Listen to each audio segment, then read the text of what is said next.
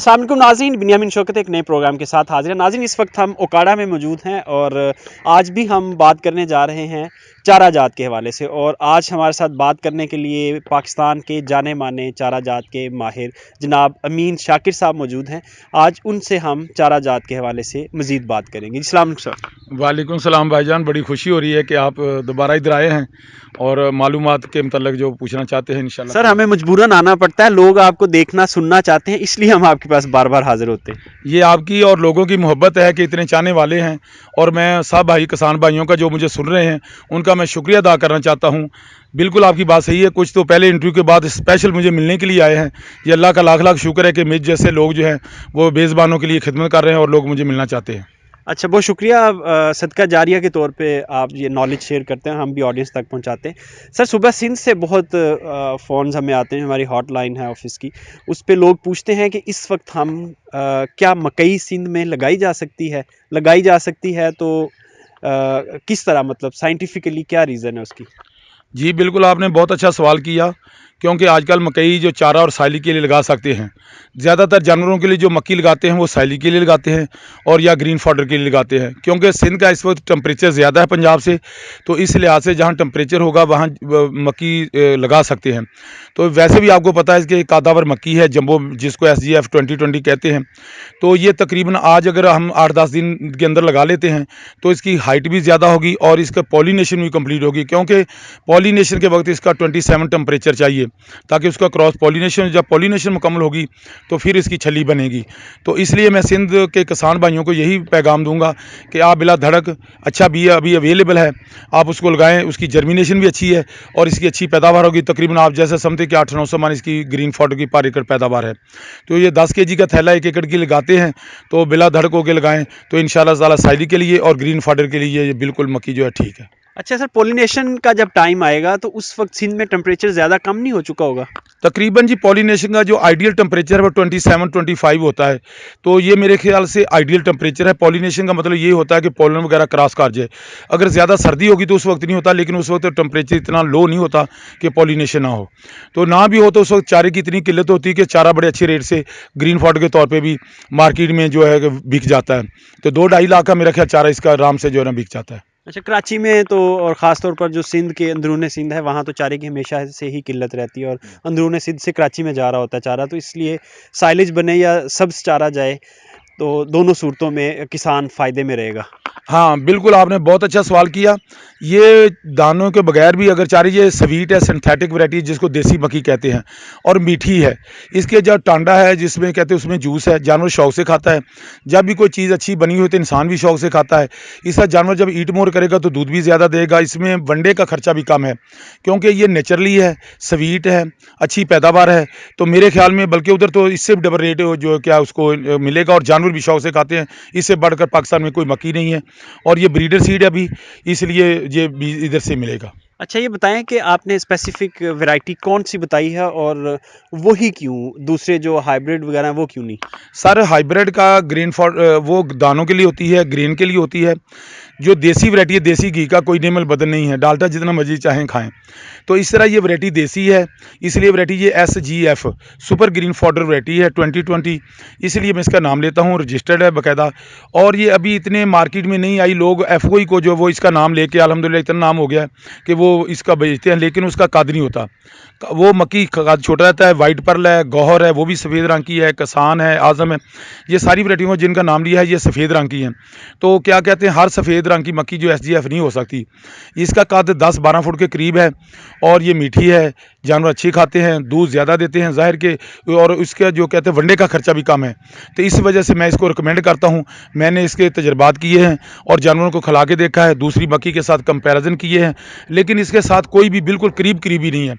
जो हमारे FOI वाले हैं या दूसरे लोग हैं, माहिरीन या कंपनियां वाले हैं, वो 600-700 मन तारीफ़ तो उसकी करते हैं, लेकिन वो 400-500 मन से ज़्यादा नहीं निकलती। ये अल्हम्दुलिल्लाह 32-36 टन तक निकलती है, वो ज़्यादा 18-20 टन से नहीं निकलती। अगर कोई बंदा कहता है कि मैं लगा के देखना चाहता हूँ तो आए मेरे पास। इस वक्त 400-500 एकड़ पंजाब में लगा हुआ है, जहाँ चाहे मेरे पास आ जाए। एकड़ों के हिसाब से मैं दिखाना चाहता हूँ, बंदों के नाम बताना चाहता हूँ जिन्होंने लाई है, और उनके रिज़ल्ट जो है वो बिल्कुल जो ओरिएंटेड है, और अल्लाह का लाख लाख शुक्र है कि ये बहुत अच्छी मक्की। अच्छा सर, ये बताएं कि इसका जो प्रोटीन लेवल है और स्वीटनेस लेवल है वो कितना है, और अगर कंपैरिजन किया जाए हाइब्रिड सीड से तो क्या फ़र्क है उसमें? सर ये सीधी सी बात है, जो ग्रेन सॉरी जिसको मक्की कहते हैं, मक्की का जो प्रोटीन है वो 10 से 12 होता है। बेशक वो ग्रेन वाली हो, क्योंकि कार्बोहाइड्रेट वो ग्रेन में होता है, पत्तों में प्रोटीन होती है। तो ये मक्की की जब जोबन में खिलाएंगे तो इसमें प्रोटीन लेवल भी अच्छा होगा। जिस तरह कहते हैं चोपड़ी ते नाले दो दो, एक मकई ते नाले मिठी होवे। चरियां ते मिठियां सुनियां सी, कमा ते मिठे सुने सन, लेकिन मकई मिठी ਦਾ नहीं ਸੀ ਅਸੀਂ ਸੁਣਿਆ ਕਦੀ। ਲੇਕਿਨ ਅਲਹਮਦੁਲਿਲਾ ਅਗਰ ਤੁਸੀਂ ਪੱਕ ਵੀ ਜਾਏ, ਛੱਲੀ ਤੋੜਨ ਤੋਂ ਬਾਅਦ ਵੀ ਉਹਨੂੰ ਅਗਰ ਉਹਦੇ ਟਾਂਡੇ ਨੂੰ ਕਰਕੇ ਨਿਚੋੜੋ ਤੇ ਉਹਦੇ ਚੋਂ ਜੂਸ ਨਿਕਲੇਗਾ, ਅਗਰ ਚੱਖੋਗੇ ਤੇ ਉਹ ਮਿਠਾਸ ਹੋਏਗੀ। ਤੇ ਜ਼ਾਹਿਰ ਹੈ ਕਿ ਜਦੋਂ ਮਿਠਾਸ ਹੋਏਗੀ ਤੇ ਜਾਨਵਰ ਉਹ ਬੜੇ ਸ਼ੌਕ ਨਾਲ ਖਾਣਗੇ। ਜੋ ਸ਼ੌਕ ਨਾਲ ਖਾਣਗੇ ਪੇਟ ਭਰ ਕੇ, ਇਸ ਤਰ੍ਹਾਂ ਜੇ ਕਿਸੇ ਦਾਵਤ ਚਲੇ ਜੇ ਬੰਦਾ ਤੇ ਗੋਸ਼ਤ ਪੱਕਾ ਤੇ ਚੰਗਾ ਰੱਜ ਕੇ ਖਾਂਦਾ ਹੈ ਤੇ ਕਹਿੰਦਾ ਬੜਾ ਮਜ਼ਾ ਆਇਆ ਸੀ।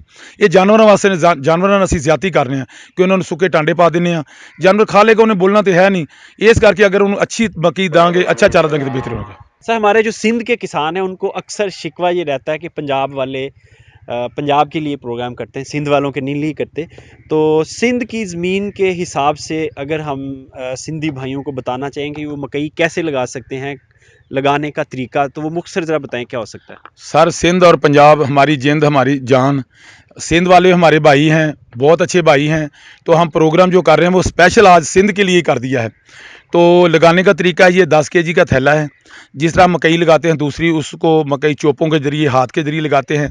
असल में ये डॉक्टर साहब थोड़ा सा इसमें मसला है कि जो प्लांट बड़े बड़े कंपनियां उन्होंने प्लांट लगाए हुए हैं, ये हमारा जो बीज होता है ये मैनुअल होता है, इसमें दाने का साइज़ जो होता है, तो प्लांट से लगाने की वजह से जो बीज आगे पीछे हो जाता है ना, मतलब इसलिए मैं कहूँगा कि वो मैनुअली लगाएं।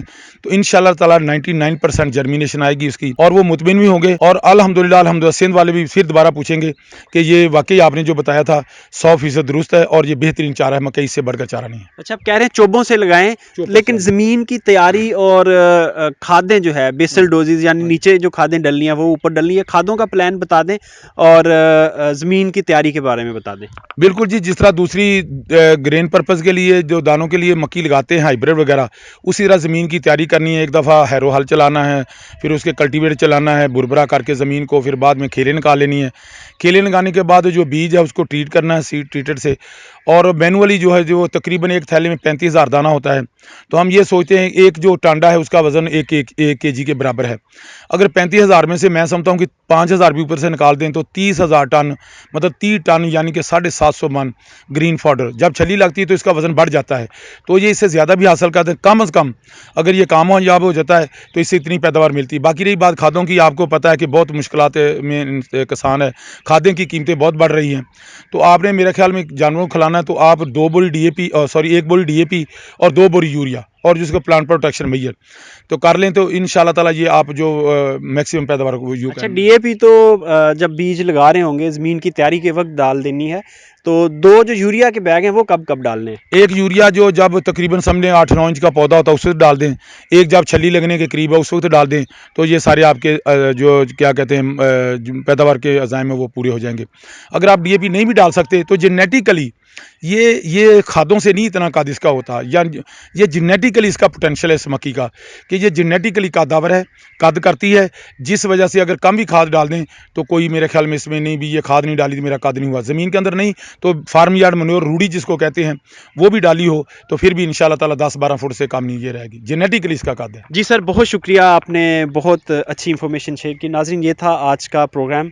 उम्मीद करते हैं आपको पसंद आया होगा, और जो हमारे सिंध वाले भाई हैं वो कराची और अंदरून सिंध की जो फॉडर शॉर्टेज है, चारे की कमी को पूरा करने के लिए ये चारा लगा सकते हैं, मकई लगा सकते हैं। ये बिल्कुल परफेक्ट सीज़न है, वहाँ ये मकई उग भी जाएगी और छली भी इसको लग जाएगी। इसके साथ ही बिन्यामिन शौकत को इजाज़त दीजिए। खुदा हाफिज़।